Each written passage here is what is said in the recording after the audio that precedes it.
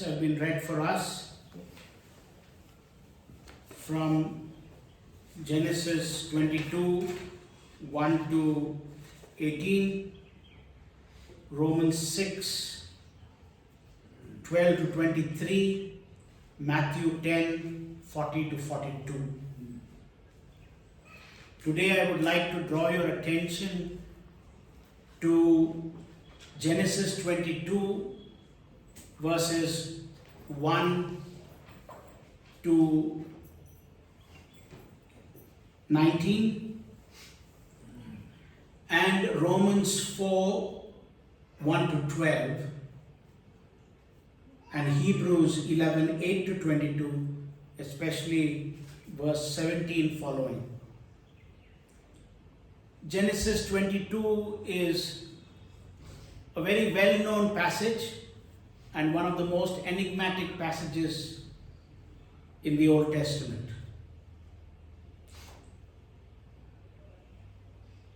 Romans 4, 1 to 12 is also about Abraham, who hope against hope believed in God that he would provide a son through Sarah.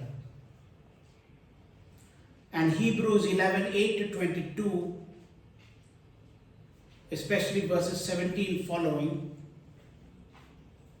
tells us about Abraham's faith in obeying God's command and his willingness to sacrifice his only son, Isaac. His only son through Sarah, that would be more correct. When we look at Genesis 22 and the structure of this passage, we realize that the story of Abraham's willingness to sacrifice Isaac and his implicit faith in God to do so in the midst of a contradiction. The contradiction being God had promised that through his seed countless children would be born and the nations of the world would be blessed through his seed. And here God says, sacrifice your son. This contradiction is placed and framed between two encounters of Abraham. Abraham meets God the tester and God the provider. This story is framed within God, who presents himself as a tester. And the structure in chapter 22 verses 1 to 20, you will see that God calls Abraham, and he responds, here I am. And then the Lord speaks to him and says, the message is, take your only son Isaac, whom you love, and go to the land of Moriah, and I will show you one of the mounts on which you must sacrifice your son. That is in verses 1 and 2. In verses 7 and 8 of 22, Isaac calls out to Abraham, Abraham, Father, and he says, here I am, my son. Then Isaac speaks to him and asks him a question. The fire and the wood I hear, but where is the lamb for a burnt offering? Abraham now responds to him and says, God himself will provide the lamb for a burnt offering, my son. And the two walk on. Then Isaac reaches Mount Moriah, and on that specific spot that God shows him, he prepares an altar, lays the wood that his son had carried, and then he binds Isaac and lays him on the altar. takes the knife, stretches his hand, and is about to come down on Isaac when a voice from heaven calls out, Abraham. And he looked up, Abraham, he says, and Abraham responds again, here I am.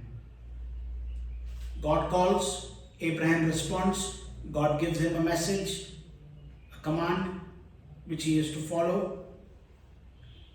Isaac calls out to his father, Abraham responds to Isaac. Isaac asks him a question, and then Abraham responds to him. There's an extra step in Abraham making a statement to Isaac. Angel calls out to Abraham, Abraham, and he says, here I am. Do not lay, the angel gives him a message, your hand on your son. Do not do any harm to him, for I now know that you fear God and that you have not withheld your son, your only son, from me. And then Abraham looks up and he sees a ram in the thicket. Abraham goes out, takes the ram and brings it. And he called that place Jehovah Jireh, the Lord will provide.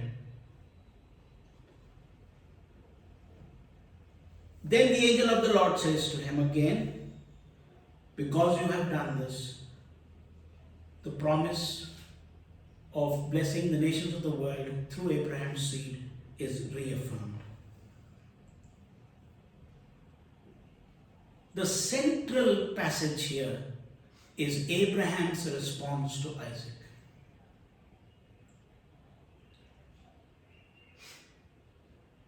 To his query, the Lord will provide. Abraham did not know how that would happen. Isaac did not know how that would happen. But Abraham had faith in God. Paul in Romans 4 and the writer of Hebrews, it is attributed to Paul, but the language is so different that it is not accepted by most of the scholars as a letter by Paul himself, but by someone who knew the Old Testament extremely well and knew the gospel well to relate the Old Testament and the gospel account in a most beautiful manner and make sense to the Jewish reader. This author of Hebrews also gives us an idea of what probably was going through Abraham's mind. Let's look at what Paul says. Paul says that Abraham was a man who hope against hope believed in God.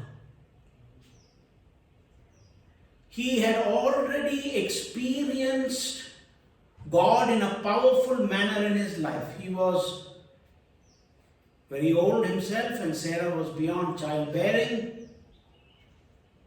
But God spoke to him through those three angelic beings who visited with him at the oaks of Mamre and told him that Sarah would have a child. We know that story very well. But Paul says, hope against hope, Abraham believed in God. In the most hopeless of situations, Abraham trusted God. So Abraham already had some experience before he comes to Mount Moriah. He already had an encounter with God in this event. He knew what it was to leave the Ur of the Chaldees, go to Haran, and then again move on to the promised land in Palestine, in Canaan. He knew that he can trust God, and he did that implicitly without knowing where he was going. The writer of Hebrews says that Abraham, as he trudged onward to Mount Moriah, he believed that God could raise someone from the dead. And figuratively speaking, he did receive Abraham back, so to speak, from death.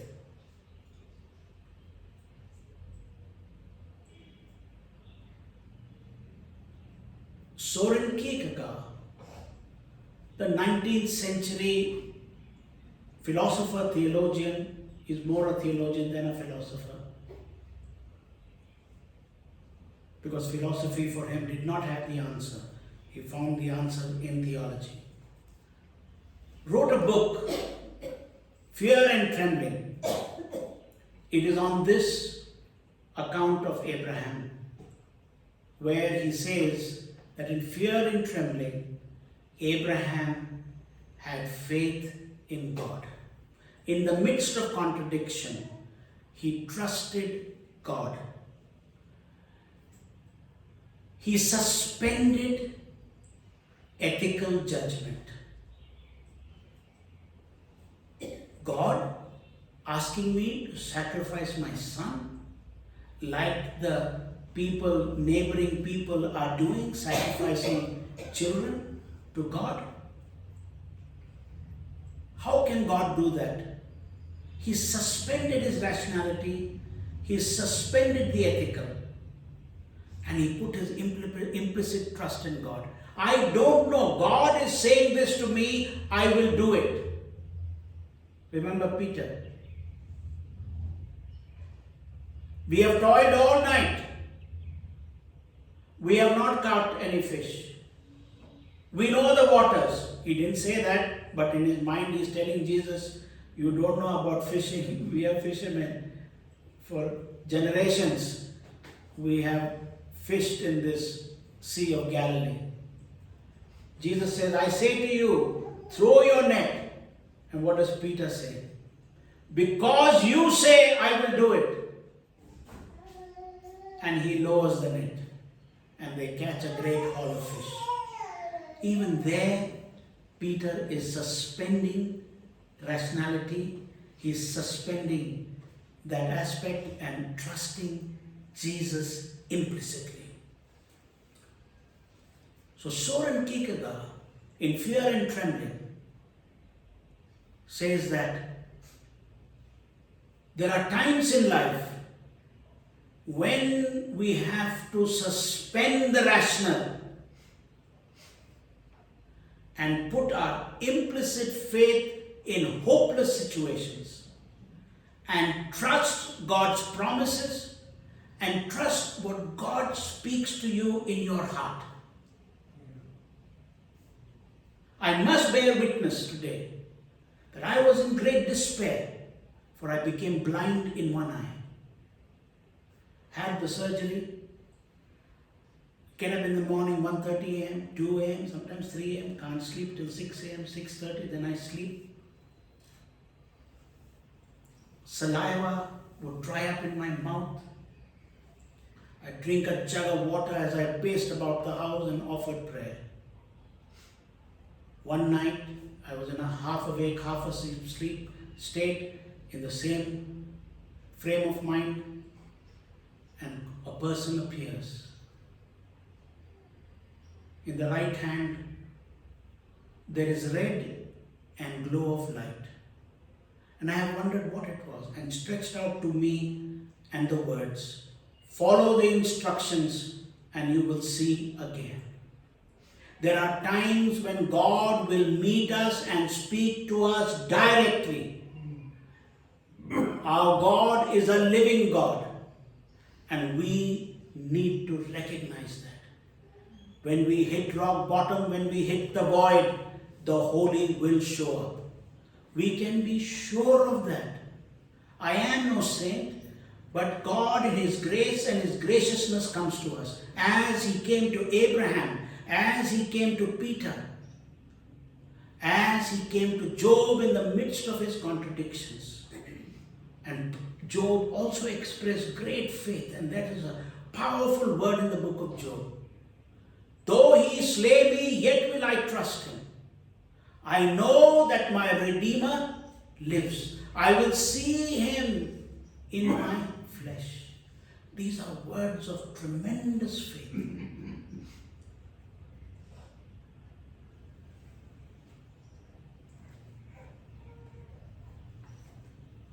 God will provide an alternative. God will meet you at the point of your need. We are called to implicitly put our faith in God and be willing to give our all. Like Abraham, he was willing to do that.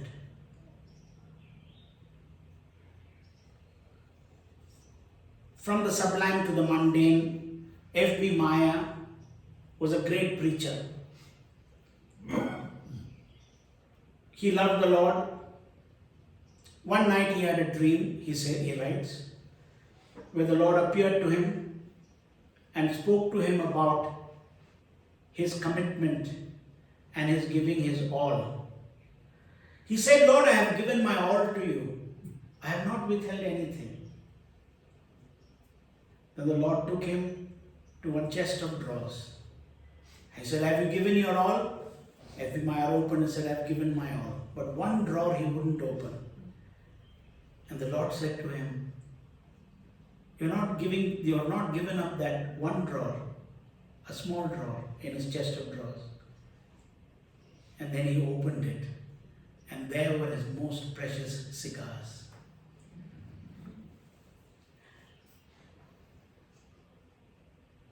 There are people like Colgate who started giving 10% of his earnings to the Lord. And there came a time when he gave 90% of his earnings to the Lord. The first man to develop one of the finest plastic industries was Stanley Tam, a Presbyterian member of the Christian church. Stanley Tam dealt in the metals that came out from the film. He made some money, and from that he built his plastic factory, making all these boxes and so on and so forth, plastic items. He became very wealthy. He tithed regularly. But he was one day struck with cancer, and he realized how futile his life was. And he said, I want to give more than 10%. I want to give more than 50%. He called his lawyer and he said, I want to turn my company over to God. He becomes the owner and I become an employee. The lawyer said, there is no such law in America that will permit you to do that. He says, I don't care. You know these Americans sometimes how they speak. I don't care how you fix that, but you got to do that for me. Stanley Tam gave a lot of his money. At his board meetings, they decided to give away for missions. And a lot of the money was given for missions even in India. The ECI church that Jim's father pastored in Brooklands, he planted it and pastored it. The ECI church, Evangelical Church of India, also received a lot of funding from Stanley Tam's organization in India. And they planted many churches. Are we willing to give our all? Money is the most difficult thing for us to give up because it gives us security. But there are times when we have to give up our sons and our daughters for a larger cause. And we may have to give up worldly ambitions. Are we willing to do that? Are we willing to let our children choose a path that God calls them to follow? These are questions that we need to answer. We must be assured that when God calls us, He tests us. But with every test, He makes a way of escape. As Paul says in 1 Corinthians 10, He will not tempt us beyond our ability to bear it, but will provide a way out of it. God is a tester, but God is also a provider. We are called to trust this gracious God. Amen.